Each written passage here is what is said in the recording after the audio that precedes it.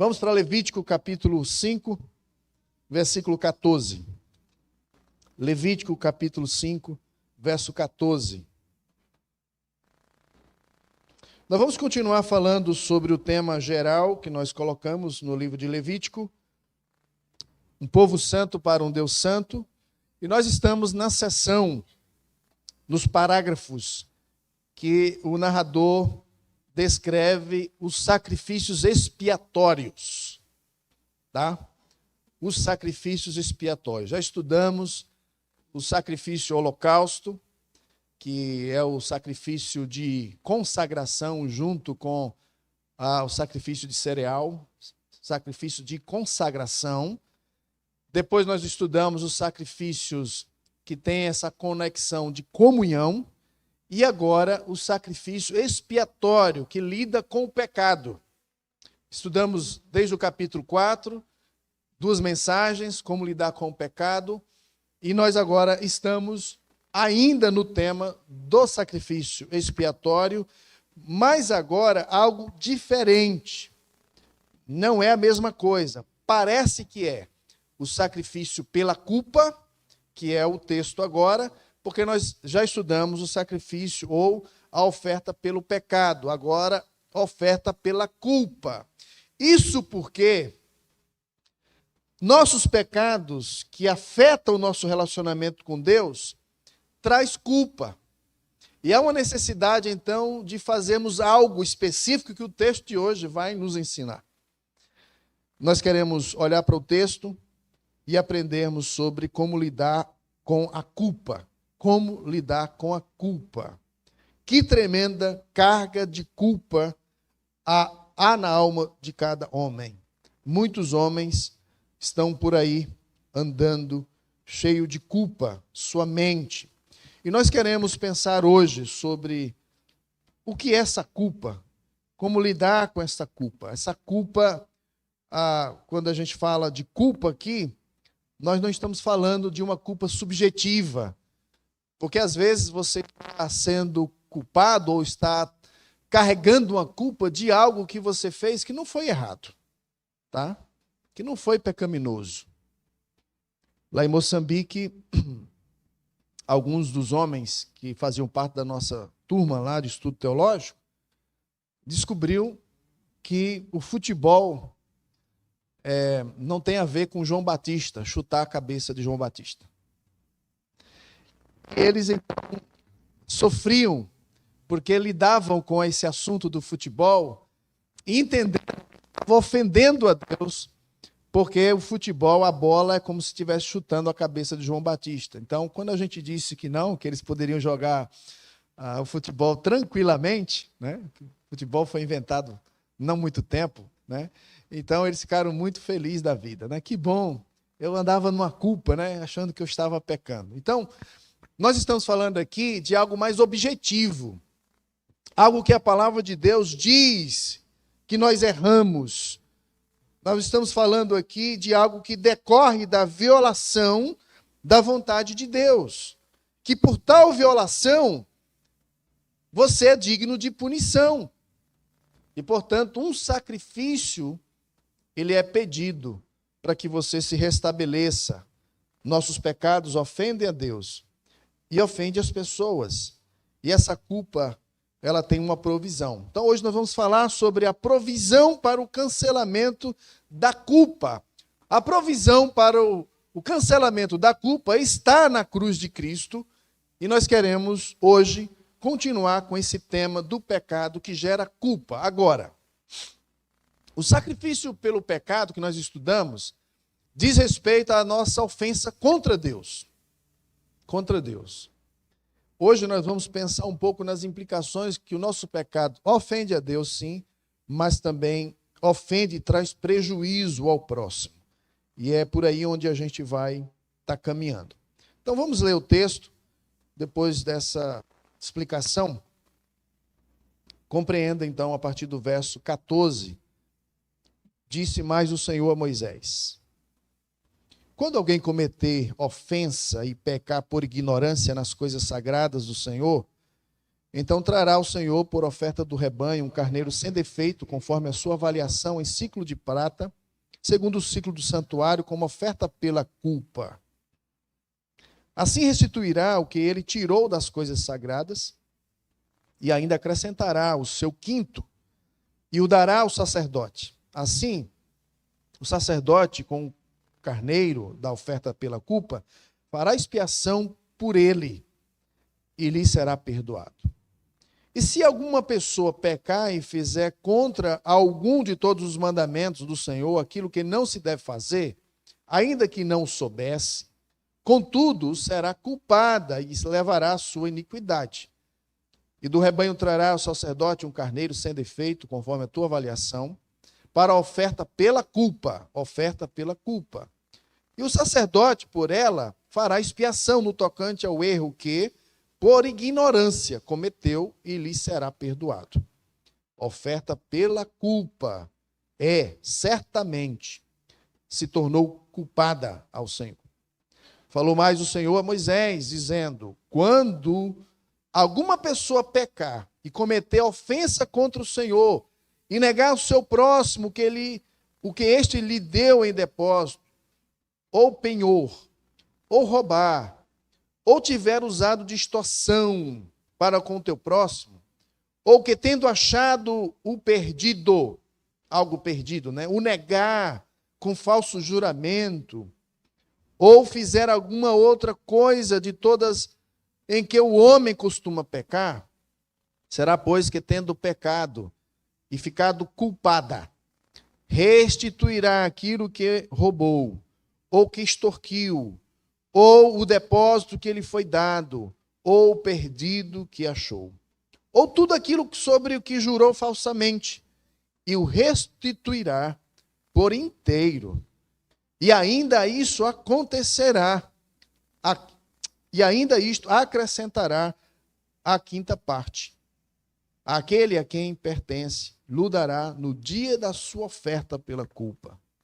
E por sua oferta pela culpa, trará do rebanho ao Senhor um carneiro sem defeito, conforme a tua avaliação, para a oferta pela culpa. Trá-lo-á ao sacerdote, e o sacerdote fará expiação por ela diante do Senhor. E será perdoada de qualquer de todas as coisas que fez, tornando-se por isso culpada.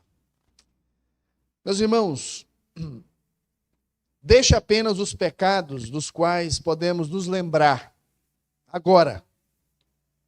Os pecados que você pode lembrar agora, se você pudesse contabilizar, certamente eles seriam muitos. Vamos pensar e adicionar alguns outros pecados, talvez do tempo passado. E você pode acrescentar também a essa soma pecados de ignorância, que você nem sabe que cometeu, você nem sabe que pecou. E aí a gente começa a pensar sobre essa realidade que nos atinge e nem sempre consideramos. Eu acho interessante esses dias falar sobre o pecado, porque tem sido um assunto que o mundo não fala. Na verdade, vivemos numa sociedade sem pecado. As pessoas não estão lidando com Deus da forma apropriada. Elas estão morando no mundo de Deus. Elas estão aqui porque Deus as trouxe. Mas elas querem viver de qualquer jeito, de qualquer modo. E elas não estão preocupadas se estão ofendendo a Deus ou não. Mas, irmãos, se nós trouxermos tudo para diante da lei de Deus, nós veremos, como a Escritura diz, que não há nenhum justo, nenhum sequer. Não há ninguém que não peque. E em muitas das coisas que foram mencionadas aqui, nós já pecamos. Será que lá na sua casa tem alguma coisa que não é sua, que você já deveria ter devolvido e você até hoje não devolveu? E aí? Lá na sua casa hoje tem algo que não é seu, que está lá e você esqueceu. E você lembra de devolver. E a semana passa. E o mês passa. E o ano passou. E ainda está lá. Você não devolve. Já aconteceu com você dizer aquela frase: achado não é roubado? Achado não é roubado. Você achou algo e você pegou, tomou para si. Você não se deu conta e nem desprendeu qualquer esforço de procurar se quem estava ali ao redor deixou perder aquele valor, aquele dinheiro, aquele objeto, seja lá o que for, aquele celular. E simplesmente você olhou para o lado, ninguém, você então tomou para si. Nas suas relações, prática de extorsão, como isso é praticado? Extorquir alguém, explorar alguém. Você já considerou que em alguns momentos de aperto, você usou o nome de Deus que não deveria usar? Você fez juramento e você tomou o nome de Deus e colocou naquela confusão, quando você foi pressionado a dizer a verdade e você não disse, e você teve um recurso de dizer: em nome de Deus, eu juro por Deus que eu não fiz isso, que eu não peguei isso, que eu não cometi isso. Ó, o texto aqui vai falar sobre isso.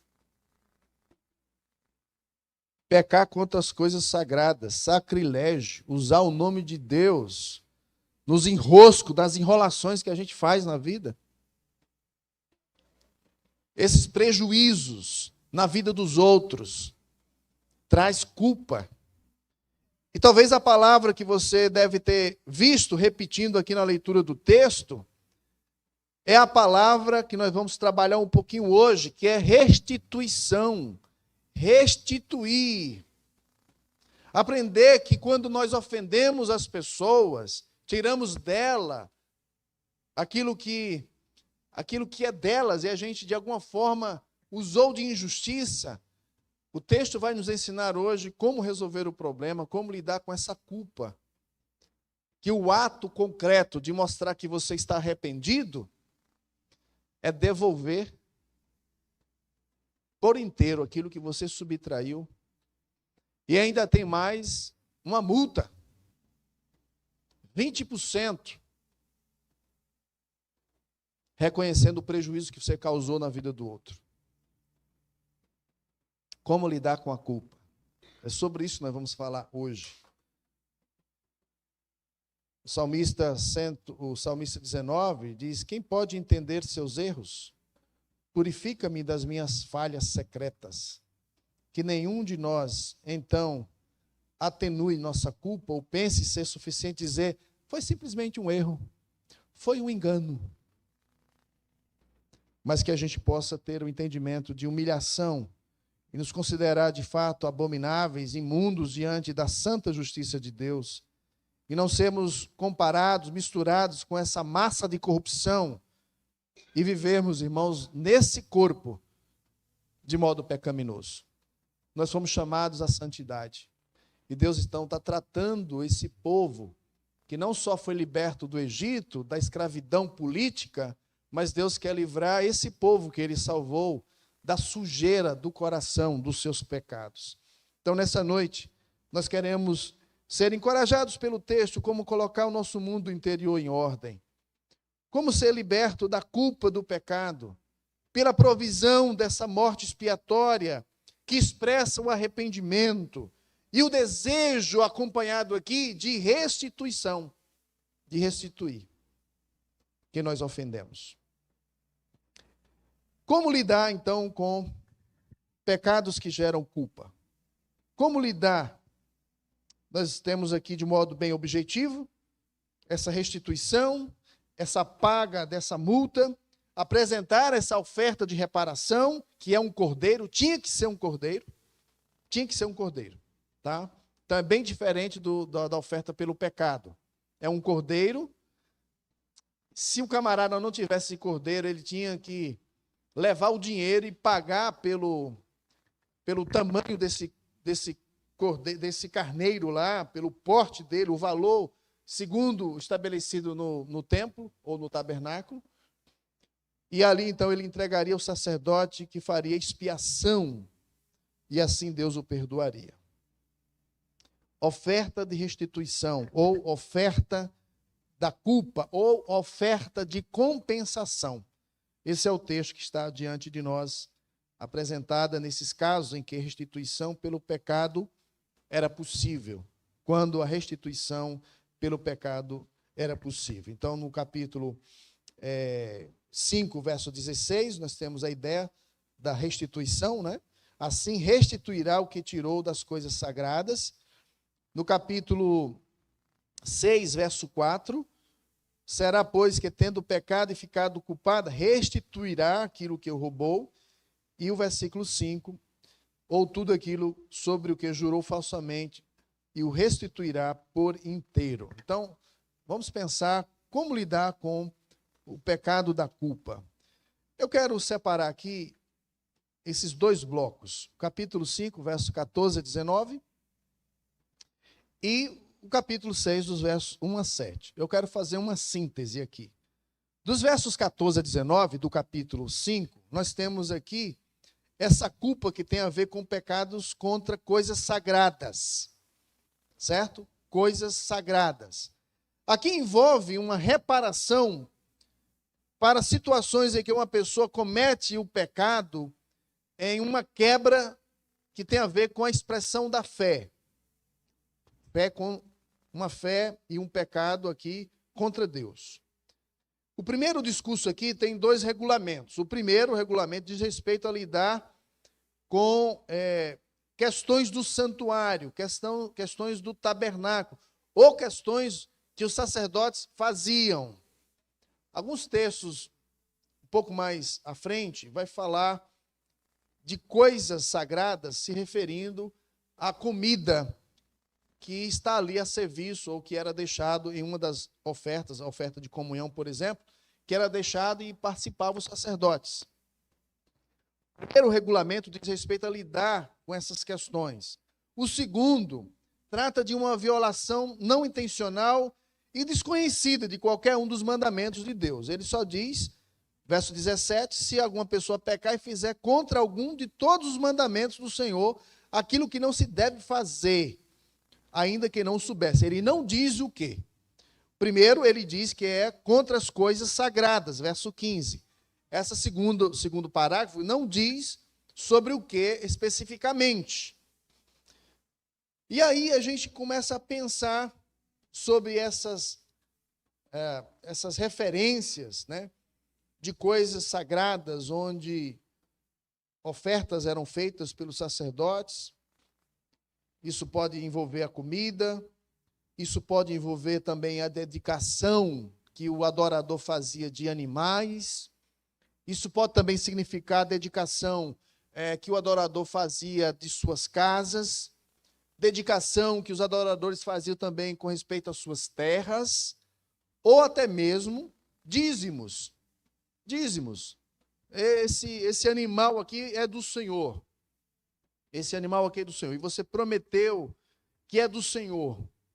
Então, essa é uma referência de dedicações a coisas que o adorador entra em contato com o sacerdote, e então essas coisas são consagradas, coisas sagradas. Já na segunda parte, capítulo 6, versos de 1 a 7, nós temos agora, de um modo direto, a culpa pelo pecado cometido contra o próximo. Contra o próximo. Então, dos versos de 1 a 7, trata aqui de vários enganos usados para adquirir a propriedade de outra pessoa, que também são classificados como violações de fé.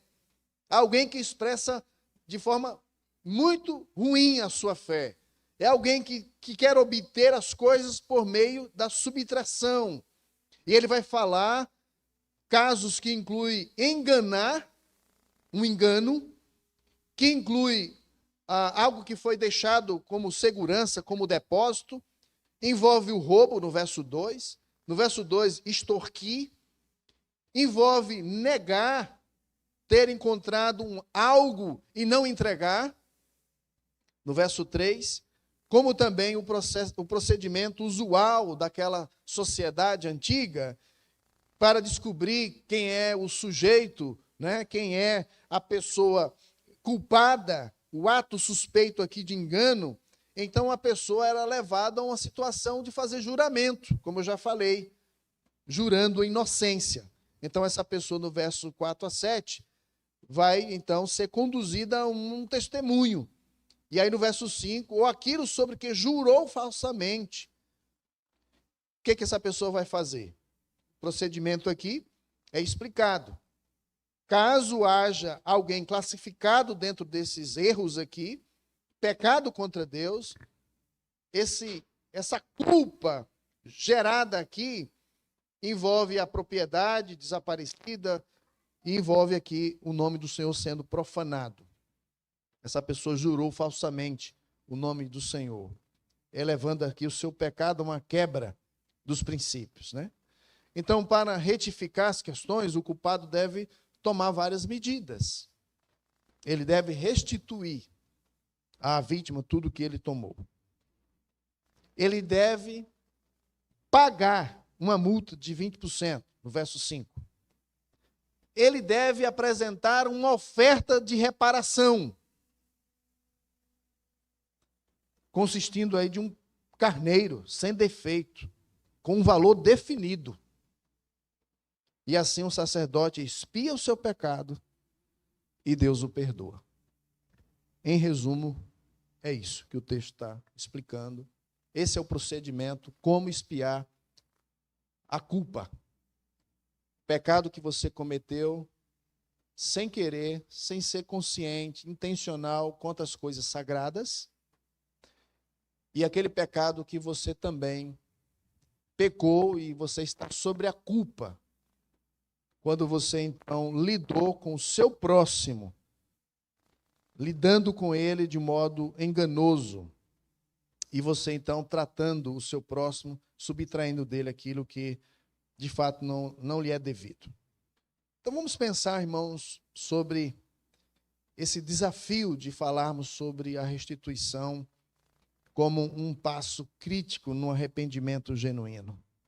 Restituir alguém quando de fato eu estou arrependido, quando eu tive a consciência de que eu pequei.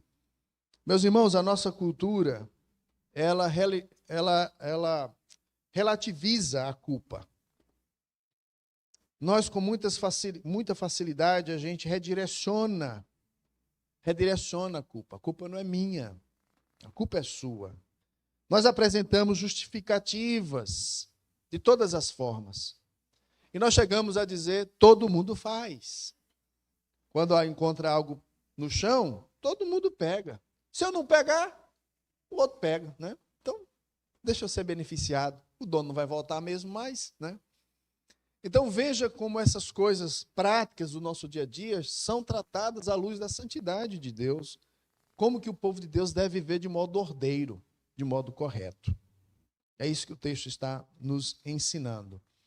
Aqui, Deus estabelece uma base sólida para a restauração do relacionamento rompido por uma ofensa e reconstrói o caráter do ofensor em valores eternos. Como que alguém pecou, alguém então é culpado desse pecado, e não simplesmente ele vira as costas e segue a vida, ele tem que fazer um movimento de muito esforço, consciência que pecou, ele deve estar preparado para fazer uma restituição. Então, se eu roubei, extorqui um animal, um carro, uma moto, um bem, eu tenho que devolver intacto, do mesmo jeito, fazer a devolução, me oferecer para pagar o prejuízo, o dano, 20%, ser direcionado ao tabernáculo e levar mais um outro bem, um carneiro, no valor apropriado do tabernáculo. Olha o que envolve de finanças aí. Olha o que envolve de recurso, para provar que você está arrependido, para provar que você está consciente do dano que causou no outro. Veja o padrão da santidade de Deus para o seu povo. A gente vive numa sociedade que não lida com a culpa nesses termos, meus irmãos. As pessoas estão pecando contra as coisas sagradas. Nós fazemos votos, nós fazemos promessas, nós chamamos Deus para dentro do nosso casamento, juramos diante dele. nós fazemos dedicações da nossa vida. Quando compramos uma casa, essa casa é do Senhor. Quando compramos um carro, alguns colocam lá, propriedade exclusiva de Deus.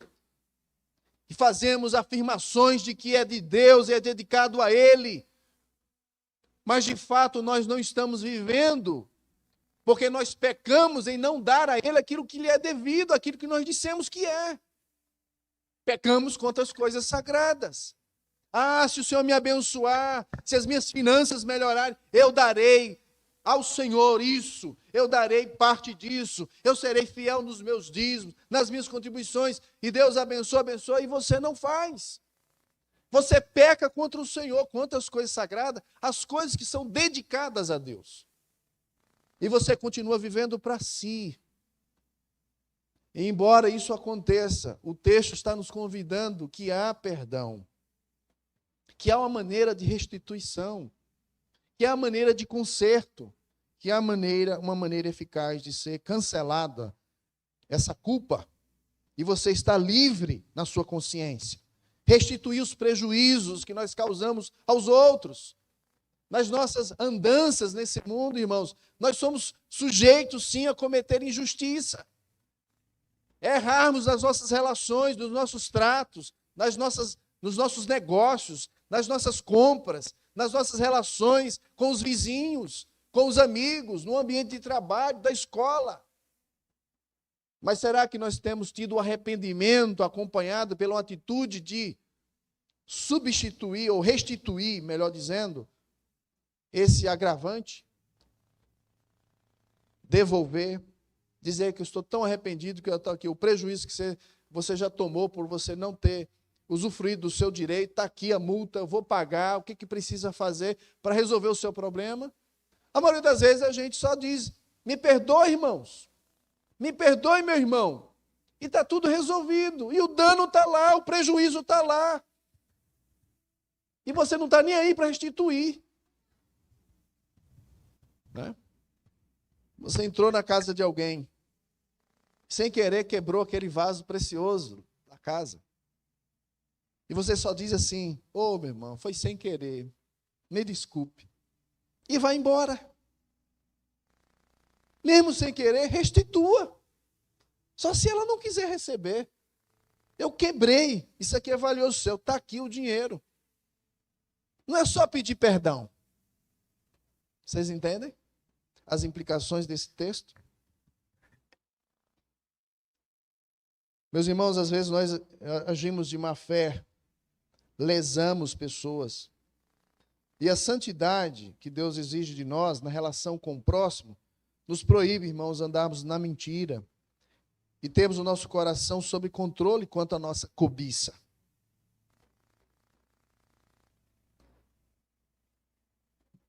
A provisão para o cancelamento da culpa está em reconhecer o nosso pecado, restituir, buscar expiação e recebermos o perdão.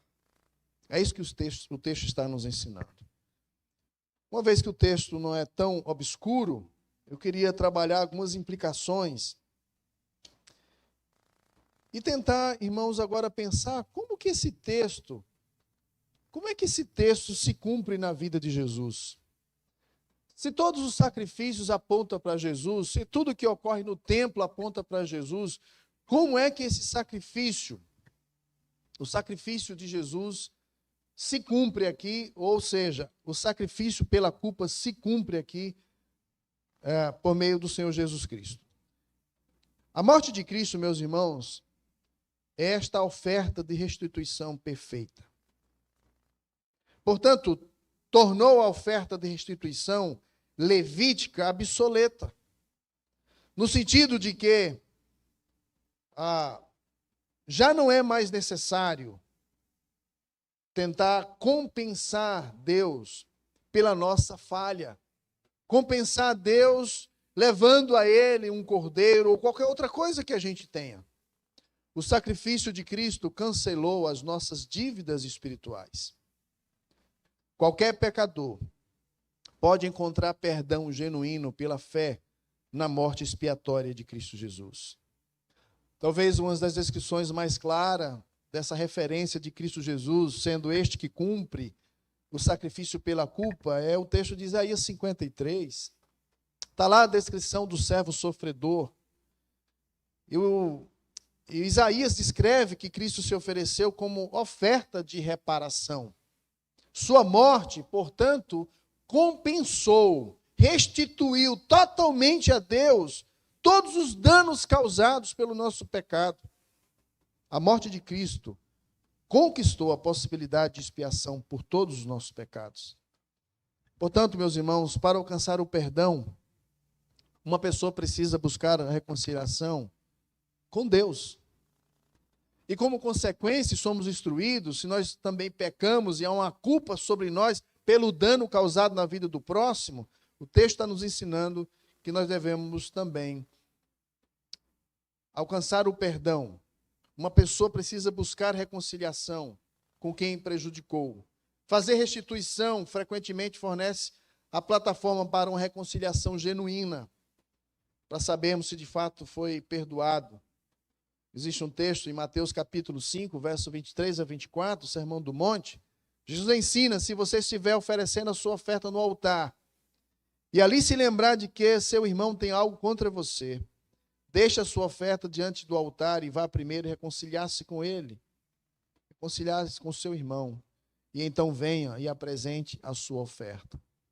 O reconciliar implica, muitas vezes, nessa restituição pelo dano causado a ele. A oferta de restituição concentra-se na dívida que nós contraímos com Deus. Portanto, o perdão divino dependia da restituição ao próximo e do sacrifício apresentado ao Senhor. No Novo Testamento, nós temos a demanda aqui de Mateus 6, 12 a 14, quando Jesus também, ensinando os seus discípulos a orar, diz: perdoa-nos as nossas transgressões, assim como nós temos perdoado a quem nos ofendeu, a quem nos fez o mal, a quem transgrediu contra nós. Perdoa-nos as nossas transgressões, assim como nós temos perdoado. O Novo Testamento não ensina perdão barato. O arrependimento genuíno precede o perdão, mas a restituição, ela é parte integrante do padrão de arrependimento. Talvez você se recorde de um camarada chamado Zaqueu. Jesus foi para a casa dele. Me convém hoje pousar na sua casa. E Jesus afirma que houve salvação naquela casa. Você lembra o que Zaqueu disse? Se em alguma coisa ele tem defraudado, ele ia fazer o quê? Ele ia restituir 4 vezes. Restituição. Olha o princípio. Se eu ofendi alguém, se eu cometi o delito de ofensa contra alguém, que eu tirei, que eu extorqui, que eu retirei de alguém, que eu fui injusto, eu vou devolver 4 vezes mais. Porque o conceito de perdão está atrelado a essa questão que a gente pouco fala, de restituição. Você fez o dano, às vezes é um dano físico, às vezes é um objeto, às vezes é a moral, às vezes é a integridade. Como restituir isso? Como restituir isso?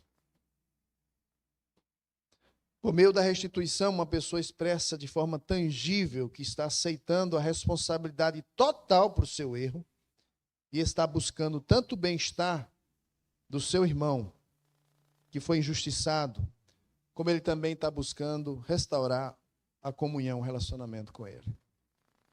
Olha o padrão, meus irmãos. O povo santo para Deus passa por isso aqui. Não é difícil? Olha o conceito de perdoar. Perdoar, mas o prejuízo fica com ele. E a gente nem entende que perdão é perder. Eu preciso perder. Em vez dele perder, eu vou perder. Perdoar é deixar ir. E você assumir o prejuízo. Pagar pelo prejuízo. Como lidar com a culpa? Resolver o problema da culpa. Jesus, então, ele enfatiza esse princípio.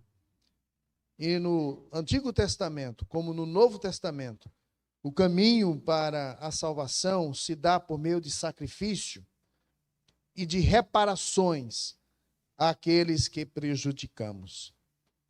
Essa é a verdade de hoje, irmãos. E eu gostaria de deixar aqui algumas aplicações para a gente terminar e orarmos e cantarmos antes de voltar para as nossas casas. Esse texto de Levítico, então, fala sobre a restituição e a importância de reparar injustiças. Aqui estão algumas sugestões nesse contexto onde o texto nos apresenta. Primeiro, nos incentiva, irmãos, a honestidade. Honestidade e integridade. Honestidade e integridade. A passagem nos lembra da importância de ser honesto e transparente em nossas ações.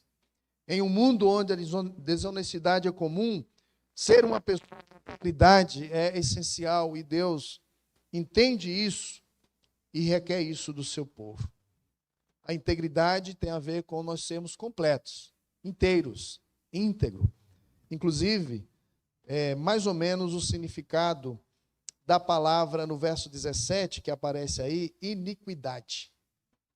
A palavra iniquidade tem a ver com alguém que não é íntegro, alguém que erra o caminho, alguém que não anda conforme o mandamento, conforme o princípio. Essa é a ideia.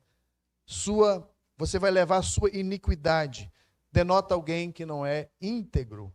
Nós somos chamados a viver em integridade nos nossos relacionamentos. Às vezes a gente tem dificuldade. Passamos por dificuldade, às vezes as relações não são tão favoráveis quanto gostaríamos.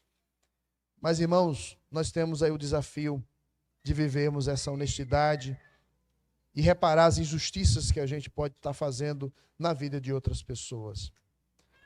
Reconhecimento de erros é o primeiro passo apresentado pelo texto. Tem a ver com o processo dessa restauração. Então, nós precisamos considerar como nós queremos consertar. Vem, em primeiro lugar, o reconhecimento. Nós podemos falar também de restituição, reparação. A passagem nos ensina que quando causamos dano a alguém, é nossa responsabilidade reparar isso. Isso pode ser feito através de desculpas sinceras, compensação financeira, outras formas de reparar os danos causados. Isso tem a ver com a nossa integridade, com o nosso andar em justiça, com o nosso andar em santidade. Isso também tem implicação na nossa vida social, né? A ação social e justiça, como tão clamada no mundo aí fora, diante de tantas injustiças que a gente percebe nas relações, nós somos chamados, nessa perspectiva mais ampla da passagem, que devemos lutar por aqueles que foram prejudicados e trabalhar para restaurar o que foi perdido na sociedade, seja através de ajuda a comunidades carentes ou defesa dos direitos aí de alguns em opressão, como é o imperativo do Antigo Testamento da boca dos profetas.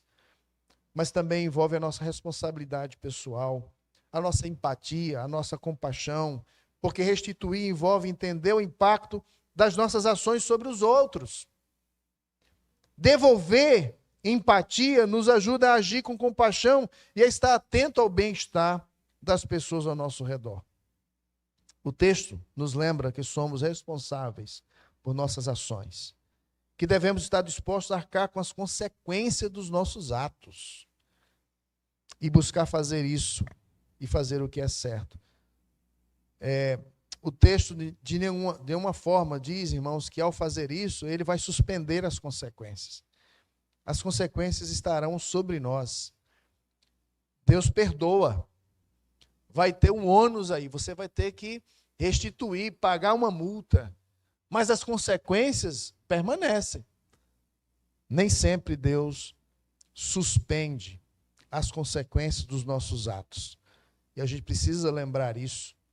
Lembrar para que a gente não seja costumeiramente conduzido a uma vida de pecado. Nós queremos, irmãos, considerar esse assunto à luz da nossa caminhada. Se trouxemos tudo para diante da santidade de Deus, nós precisamos hoje, mais do que nunca, fazer uma análise do nosso coração. E talvez a gente seja conduzido agora, né, a ter esse momento de contrição. Estamos falando de pecado, estamos falando de lidar com o pecado de modo específico. Talvez seja o momento de nós orarmos sinceramente: Senhor, eu tenho um pecado, estou carregando alguma culpa, alguma coisa sobre mim não vai bem, eu não consigo enxergar, não consigo perceber. Traz à luz essa verdade, se há algum caminho errado, se há algo que eu estou falhando de modo oculto e não está claro. Eu tenho pecado contra o Senhor, eu tenho pecado contra essas coisas sagradas, ou seja, eu tenho dedicado ao Senhor algo e eu estou falhando com isso. Peça ao Senhor para revelar isso ao seu coração. Mas também nessa noite nós somos convidados a considerar as nossas relações uns com os outros. Como é que anda a nossa caminhada? Existe alguma culpa pairando sobre você? Existe uma carga de culpa sobre o jeito, o estilo, o comportamento, o padrão das suas relações aí fora? Há um jeito desonesto de tirar proveito sobre o seu irmão, o seu próximo, sempre nas suas conversas, nos seus negócios. Há um jeito de tirar proveito nas relações que se estabelece dentro do seu contexto familiar, na rua. Você tem pecado contra o seu irmão, subtraindo dele, extorquindo, tirando aquilo que lhe é de direito. Deus pode estar nessa noite falando ao seu coração e nos chamando a essa avaliação sincera. Chega lá em sua casa hoje, tem alguma coisa aqui que não é minha? Você esqueceu, mas o camarada lá não esqueceu não. Fulano me pegou emprestado, até hoje não me devolveu. Por exemplo. Então, lembre-se, essas coisas práticas, Deus se interessa também. O nosso Deus se importa com essas coisas simples. Deus está escrevendo para o seu povo e dizendo: essa vida santa diante de mim, até nesses detalhes eu quero retidão. Eu quero retidão. Porque o meu povo é um povo diferente. Meus irmãos, que haja quebrantamento em nós, sinceridade, para não sermos como o mundo, que está pecando, e parece que quanto mais peca, melhor fica. Que não sejamos acostumados a dar desculpas, justificativas, mas que possamos assumir a nossa responsabilidade diante de Deus. Para você que está aqui e está sentindo bastante o prejuízo que você tem causado à vida de alguém, um dano que você causou, ou até mesmo contra Deus, lembre-se, você não tem como pagar a Deus. Você não tem como restituir a Ele. Você não tem como devolver algo para compensar. Não adianta você vir derramar dinheiro, o que você tem, o que você não tem. Não adianta você dedicar, essa semana eu vou fazer algum trabalho evangelístico para me tentar compensar Deus. Não adianta. Eu vou fazer boas obras, eu vou fazer bondade. Não adianta. Você não tem como restituir a Deus o que lhe é devido pela afronta do seu pecado à sua glória. E é por isso que Ele enviou Jesus Cristo. Jesus Cristo veio e somente Ele satisfaz o coração deste Pai, deste Deus, deste soberano. Só Ele satisfaz. A obra que Ele fez na cruz do Calvário satisfez a Deus. Então, quando você com fé, não vai trazer um carneiro para cá. Com fé, você se apresenta diante de Deus.